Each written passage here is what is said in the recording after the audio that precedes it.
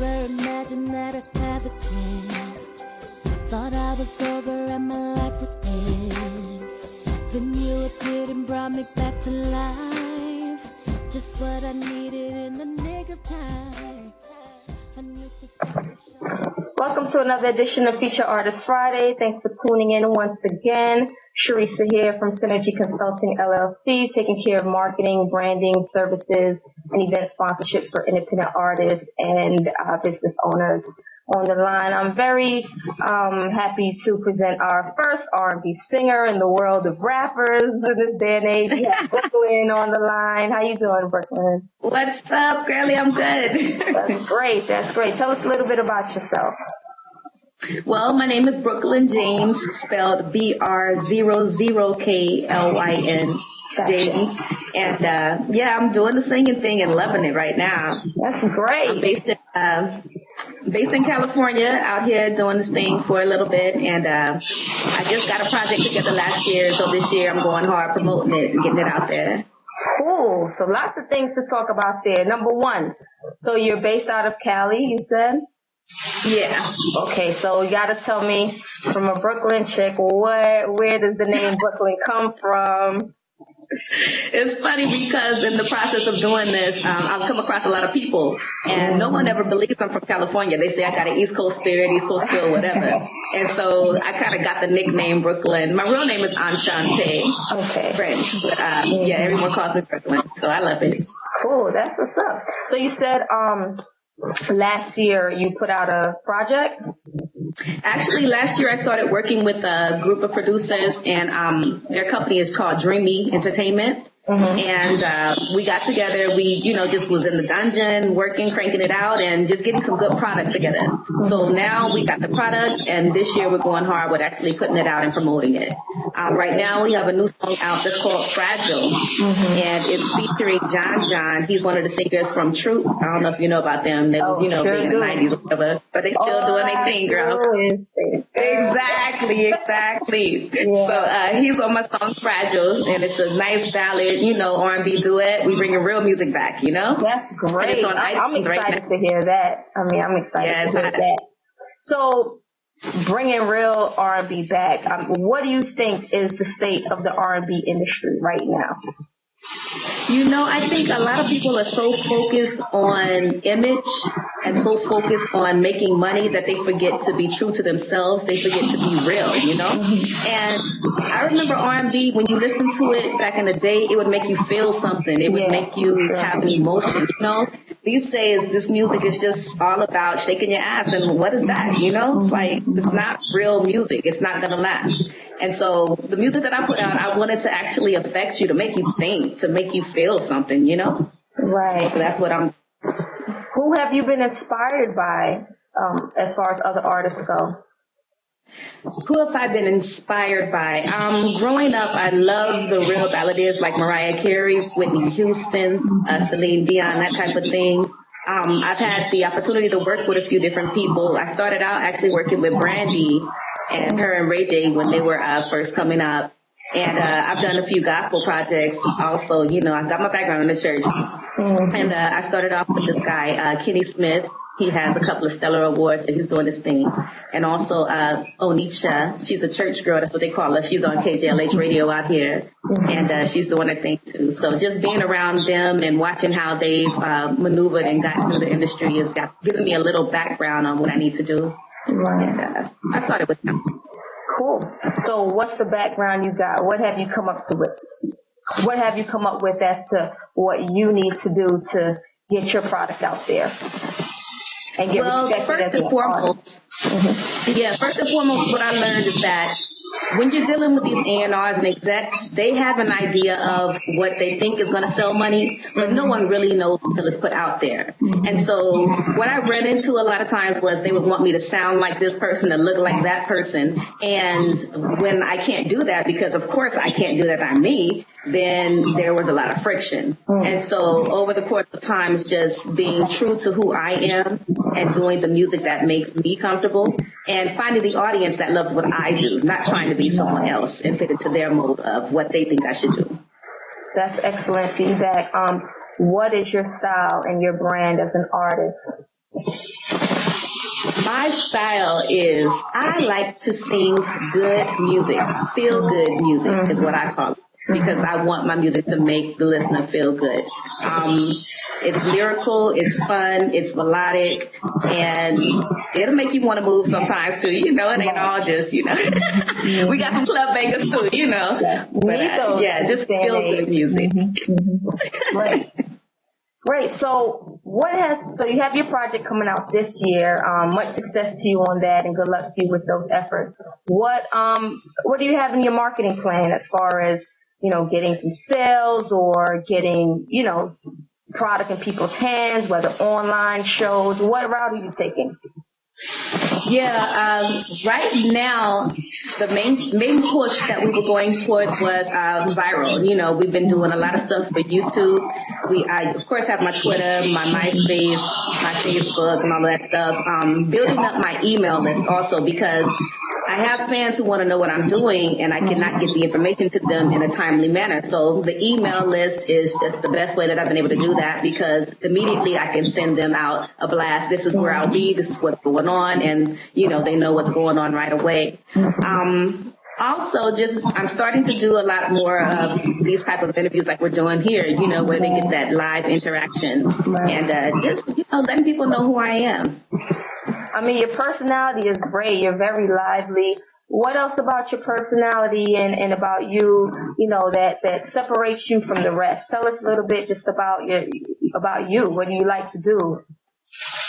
You know what? It's funny because, okay, first of all, I'm not the chick who, ditched class and was always, trying to do this music thing. I actually am a smart person, right? I got straight A's in high school. I went to college. In fact, I went to USC, got a degree, got a teaching credential. So I am intelligent also. So I'm not just a face, I'm just an ass, And then secondly, I have other interests that I use this to help me, to move forward in. I also work with children, and so I use my entertaining qualities to entertain the kids also. So it's like when I tutor in math, and a lot of kids think that math is for nerds, or you got to be this other person to be able to do math, and I'm like, nah, you don't have to be, you just have to understand what's going on and know how to apply it to what you're doing. And so when they see that a person like me can understand math, that a person like me can go to college, they're like, wow, maybe I can do this. Right. And that's what I love mostly, just being able to inspire someone else to be able to achieve. That's great. That's a great story. I love that. What, as a female, in the industry, in a male-dominated industry, of course, have you come across any type of barriers? Do you think it's a setback or more of a positive thing? What has been just your encounters as being a female in the industry, dealing with other females that's trying to do it, as well as dealing with, other male artists and producers? You know what? I think the hardest thing that I've come across is the casting couch, because it's real. And a lot of times I've gone in to work with different producers, and they expect certain things. And I'm like, hold up, I thought we was working on music. So I had to stick with my morals. I had to say, you know what, yes, you probably could have put me on this project or that project, but I can't go out like that. So a lot of times I would turn down opportunities because I did not want to lower my standards, And so I feel like my career has progressed a little slower than it could have, but I'm happy with myself, and I can look at myself in the mirror. So I think that's the most important one to me. As far as other females and stuff, I think that there are some out there who have an idea of they want it all and everybody else is competition. But in reality, there's enough for everybody to eat. I don't think that you have to put someone else down in order to make it yourself. In fact, you can help each other. And that's what I'm about. I'm about, let's collaborate, let's get it done, because we both can make it, Right. Have you been doing a lot of shows as well? Yeah, I have. Mostly a lot of studio work, though. I do backgrounds and things for other people still. And actually, I'm preparing for a show where I'm going to be impersonating a group called the Shirelles. They were back in the 50s or whatever, one of the girl groups. And so it's me and three of my girls. We're going to be impersonating them. So just doing stuff like that, keeping it fun. Yeah. So what can people expect when they see, of Brooklyn performing? What do you think is valuable and the most, important thing about your stage show? You know what? Mostly what I get from fan feedback is that when they listen to the music, it makes them think, it's encouraging, it's inspiring. I like to have fun. I'm high, I'm energetic, so it's going to be high energy.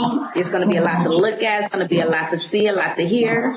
And I think mostly it's just an overall experience, not just somebody standing in front of you singing. You'll experience the music with me.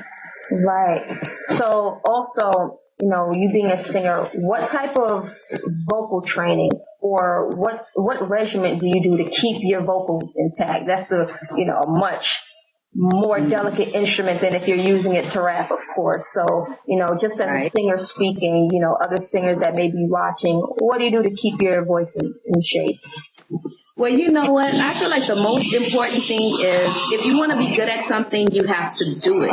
If you want to learn how to ride a bike, you got to ride a bike every day. If you want to learn how to skate, you got to skate every day. Same thing with singing. If you want to be a great singer, you have to sing all the time. It's funny because I see people who want to be singers, but then you ask them, where do you sing? And they're like, oh, in the shower. No, you actually have to get out there and sing somewhere, I actually wasn't afforded the opportunity to have vocal lessons. Because for whatever reason, when they came up, I couldn't afford it or I just couldn't make it, scheduling conflicts or whatever. But in the process of just singing, I would come across different people who had experience who would give me tips and guides and things like that. And, in the process of singing, my instrument has developed just by doing it. Right. Just do it. Yep. So, you are currently independent, correct? Yes. Okay. So what marks success for you as an artist? Do you want to get signed to a label? Do you want to stay independent? And where would you like to go in your career? Honestly, I don't see getting signed with a label as success. Actually, I've been signed to labels. I was in a group before I started this solo project, and in that group I was signed with a couple of different labels. And, sometimes a label is good, sometimes it's not. I feel for my project, it's not what I want. Right now, I want to be able to build my fan base. I want to be able to perform in different venues, and I want to make it around the world. That will mark success for me. When I get a chance to go overseas and perform, then I'll feel like I'm successful. That's my goal. Gotcha. What about your team? Do you have a team around you? Or are you just solo dolo doing it yourself? You have a manager? I can't do it all by myself. Exactly. Like, tell us some people that you feel are necessary to have around you to make everything move in the right direction. Yeah, I actually, like I was talking about earlier, my production team over at Dreamy Entertainment, I have a producer who's like the main guy who helps me with the tracking and the musical side of it. There's another guy, his name is Damone Arnold, and then I have another guy, Dennis Cooper, who's kind of helping me with the marketing and the different ideas for promotions and things like that. And it's kind of us three that are the main core, and then from that, we'll use our connections to, bring other people into the situation. Got it. So we've talked a lot about your talent and what drove you to do it. So now, in the true way that I do, I have to put you on the spot and let people know why, they should be paying attention to you. You want to sing a little something and just, show off, do your thing. Most definitely. I'll sing a little bit of my current single, Fragile. Find it on iTunes, Br00klyn, James. Yep, gotcha. It goes like this. Fragile, handle with care, broken hearted cannot fix, love should never feel like this. Fragile, handle with care, shattered pieces everywhere, broken love beyond repair. Just a little something. Great. I'm sure people will be hitting you up to collaborate with you. I mean, that's great. I always respect singers, that's a natural talent you have to have. And of course you work on it and mature and develop it, but You have to Right. start with something, so I Right. appreciate you taking the time out, and joining me today and taking time out your hustle and your grind to share your story. Well, thank you for having me on. I appreciate that as well, because you could have chosen someone else. You know what I'm saying? All right. So much success and good luck to everything you're doing. I'm sure we'll see you out there soon. Okay? Thank you.